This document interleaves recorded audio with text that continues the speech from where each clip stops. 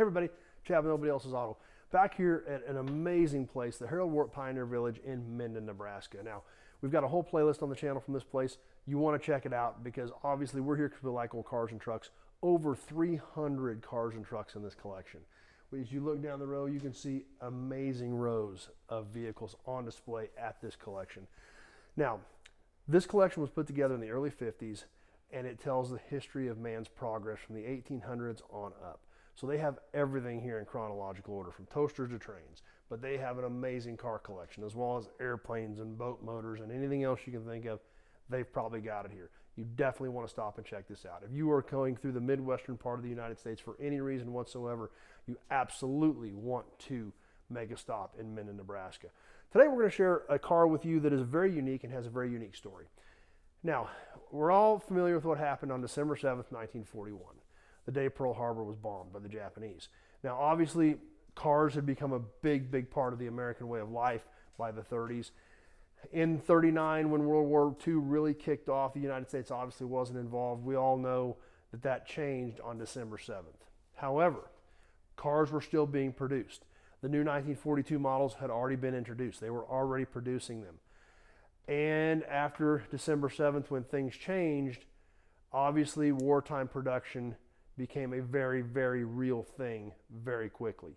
Well, all these car manufacturers, they had to first off figure out what they were doing with their 1942s, because immediately certain items were becoming very hard to get, and it was known immediately that certain items were going to have to be set back for war production. So as car production was still advancing, still moving, still in process, things had to change. Well, the car we're going to share with you today is a perfect example of what happened. The Blackout. The Blackout cars were 1942 production models without chrome trim. Chrome was going to be needed for the war effort. That was known immediately. So chrome was immediately pulled from vehicle production. Well, what do you do? I mean, by the early 40s, chrome trim had become a very important part of the design characteristics of automobiles. The chrome trim flowed with the cars. It made it stand out. It was the jewelry, and not only the chrome, but the stainless steel. That is what really set these cars off. Blackouts, all that stuff had to be used for war production, so something had to be done. All these cars were designed with trim. You couldn't just not put a grill on a car. You couldn't just not put door handles on a car. You couldn't just not put the moldings on a car when there were holes all the way down the side of the body. That production all went to steel, and it was painted. Those cars were called the Blackout models. All manufacturers did it in the first couple of months of production of 1942. Now, there are more 42 cars out there with chrome trim than there are Blackouts, because 42 models were already in production by December 7th of 1941. So those cars actually do have chrome and stainless. January, February, right in that window, up until March or April, when 1942 production ceased and everything went strictly to war production, that couple month window in there was the Blackout model. Now, what we've got here right behind us is a 1942 Chevy Blackout model. Now, I can't confirm that this is a true Blackout model. This may have been an earlier production 42 where they just painted the trim, because there are several characteristics about this car that I have noticed are not correct.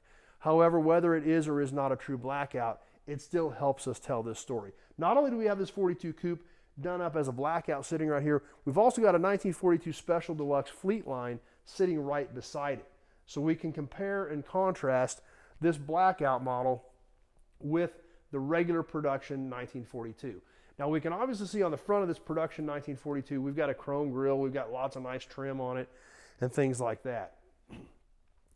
Now, on this Blackout 42, all this is painted. Now, they did actually put some accent lines on some of these painted pieces of trim. However, it was all painted. Now, this front bumper on this car appears to be a painted bumper, a bumper they painted silver to go along with the Blackout theme. So like I said, things like that make me wonder whether or not this was a true Blackout. But for our intentions here and for the intentions of the museum, it tells that story of that little tiny window in history when you went from this big, fancy, Special Deluxe Chevrolet to a very basic, very plain model due to war production and ramping up the war effort. Now we can see, look, if we look down the side of this Fleet Line, we see all the bright stainless trim. This one even had the accessory trim on the fenders and doors. Yet, as we come around, this Blackout model looks a lot more plain.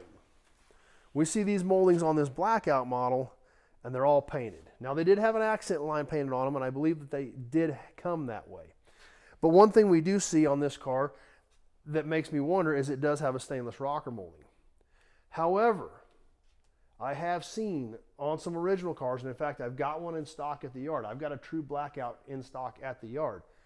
That car has certain pieces of chrome on it, and most of it is all Blackout. That car has the factory hood ornament on it, and the two inserts on the factory hood ornament, one of them was painted, one of them was chrome.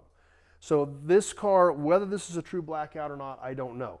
But it was also not uncommon to see a mixture, because there were probably still racks of stainless rocker moldings in the plant when the restrictions were put on stainless. However, they may have been out of stainless side moldings as a particular car was going down the line. So it was common, and it did happen for a car to be primarily Blackout with some trim. And there were probably some cars that had mostly trim and some Blackout. We also see we had a little bit of chrome strip right here. The mirror obviously was added later. I don't believe that was a factory mirror anyway. So there were a lot of things about the Blackouts that may or may not be correct. You don't know, because literally at that point, especially with war production ramping up and finishing up the last batches of cars that were going to be produced, and they didn't know for how long it was going to be before they were going to start producing cars again. Now we know now, and by 1946, they were making new cars again. In January of 1942, they knew the end was coming for automobile production, and they didn't know when it was going to start again. So they were making do with what they had. They used what was in the bins, and it was not uncommon for a car to be a combination of some Blackout trim and some stainless and chrome. So a very unique time in history. And like I said, we can walk around the back of this. This one is a coupe. And as we come around the back, we see this has all painted trim except the Chevrolet emblem. The trunk hinges are painted. The trunk handle is painted. And even the taillight bezels and backup was painted. So was this actually a true Blackout? Who knows? Was it a combination? Was this going down the line in January of 42 where there were still multiple pieces of stainless and chrome in the parts bins, and the Blackout pieces were starting to come in and starting to fill the bins that were empty? We don't know.